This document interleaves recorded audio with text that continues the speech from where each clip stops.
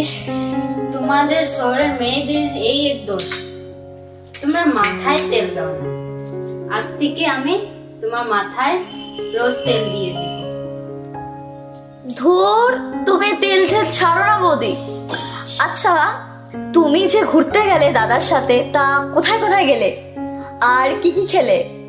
আচ্ছা, কাঁধে মাথা রেখে গল্প করেছো তো? বলো না বৌদি। হ্যাঁ, ওই একটু একটু। না না, একটু একটু বললে হবে না, সব ভেঙে চুরে বলতে হবে, আমি শুনবো। না হলে কিন্তু আমি তোমার সাথে কথা বলবো না। আরে তোমার দাদা আমাকে পারেক না কোথায় নিয়ে গিয়েছিল, তারপর আমি বসে দুটা গল্প করলাম, তারপর তোমার দাদা আমাকে বিড়ি খাওয়ালো। কি? দাদা তোমাকে বিড়ি খাইয়েছে? হ্যাঁ, ওই হলুদ হলুদ ভাত ছিল, তারপর আলু ছিল, মাংস ছিল। ও আচ্ছা, বিরিয়ানি কথা বলছো? হ্যাঁ, হবে হয়তো। তারপর একটা লম্বা কাঠি মধ্যে একটা ঠান্ডা ঠান্ডা জিনিস খাওয়ালো, কি যে নাম বললো। ও আচ্ছা, কাঠির মধ্যে ঠান্ডা জিনিস। ও, ওটা আইসক্রিম। হ্যাঁ হ্যাঁ, ওইটাই। তারপর আমি বাড়ি চলে আসলাম। ব্যাস এইটুকুই? আর কিছু বললে না? হ্যাঁ, একটুকুই। আর কি করব? বুঝলাম। বাহ, বিরিয়ানি আজকে গল্প তো দেখছি ভালোই জমে উঠেছে দেখছি। তাও আবার আমার বইয়ের মাথায় তেল দিয়ে চুল বেঁধে দিচ্ছে।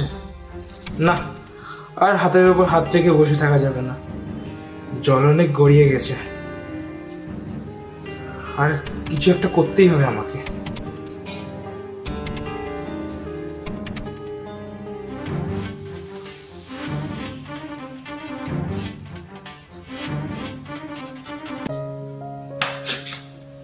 কি ব্যাপার দীপ, বাইরে দাঁড়িয়ে আছো কেন? ভিতরে চলো।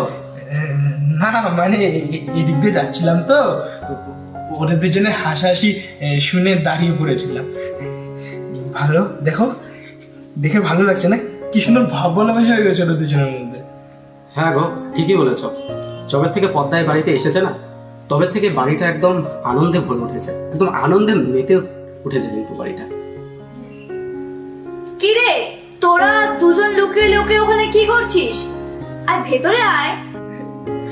না না, কিছু না, তোমাদের দুজনের ভালোবাসা দেখছিলাম আর কি। আসলে কি বলতো ঋতু, এত অল্প সময়ের মধ্যে যে তোদের এত বন্ডিং হয়ে গেছে না, সত্যি এটা দেখে খুব ভালো লাগছে আমাদের।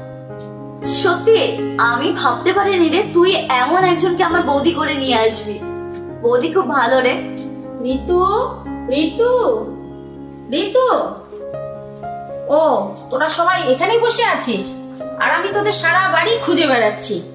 তাহলে তোর আয়, হলরুমে বসে কিছু খেয়ে নে, তারপর আমি তোদের সবার সঙ্গে আমি কিছু কথা বলবো। হ্যাঁ হ্যাঁ। পদ্মা, ঋতু, চল ওদিকে যাই।